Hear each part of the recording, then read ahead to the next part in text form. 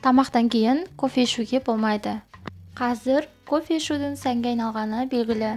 Кейбіріміз тамақпен де, тамақтан соң да кофе ішкенді әдетке айналдырып алдық.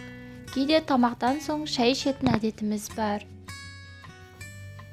Бірақ диетологтардың айтуынша бұл жаман әдет, әсіресе денсаулыққа зияны шаш етектен.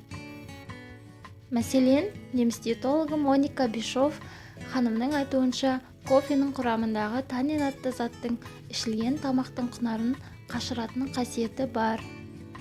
Танин ішілген тамақтың құрамындағы темір элементін құртып жібереді.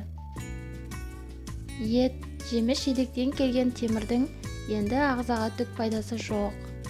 Танинмен ілесіп, ағзадан шығып кетеді.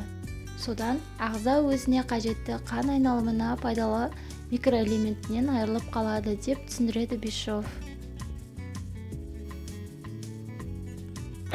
Дәрігердің кеңесі мынау: кофе ыстық, тамақ ішіліп болған соң 30 минуттан кейін барып ішу. Ал ең дұрысы темір ағзаға жақсы сіңсін десеңіз, онда апельсин шырынын ішіңіз. Айта кеткен жөн, қазақстандық тағамтанушы Майгүл Қайнарова да тамақтан кейін, әсіресе ет жегеннен кейін шай ішуге болмайтынын жиі айтып жүр. Шайды қуырдақ пен етпен бірге ішуге болмайды. Өйткені шайдың құрамындағы кофеин мен танин элементі сүттің құрамындағы кальцинат темірді ыдыратып жібереді. Біздің қыз-келіншектердің жартысында темір жетіспейтіні содан.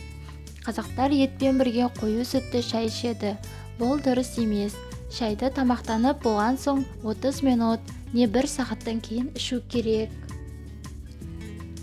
Оған дейін тамақ қорытылып, микроэлементтер ағза жасушасына жетіп үлгереді деп түсіндіреді нутрициолог маман.